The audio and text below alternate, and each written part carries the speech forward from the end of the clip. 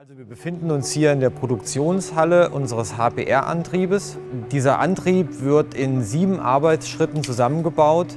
3 Arbeitsschritte: Vormontage, Drehmomentsensor, Pinring und unser Hauptteil, das Getriebe.